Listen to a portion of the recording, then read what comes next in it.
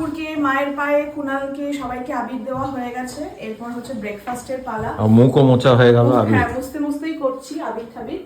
আর আমরা বলছিলাম কচুরি আনাবো, মা বললো না আজকে কচুরি আনাতে হবে না, বাড়িতে লুচি আর কাসরি মেথি দিয়ে আলুর দম করছে, অ্যাসিস্ট করছে দিশা।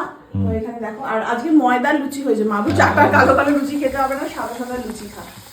তো সাদা সাদা লুচি ভাজা হচ্ছে, সাথে রয়েছে আলুর দম জমে গেছে। চলো, লুচি রেডি হয়ে গেছে। চলো বস। কুনালের রাইসদার নাও, আমি সকালে ঠাকুরকে প্রসাদও দিয়েছি, লাড্ডু।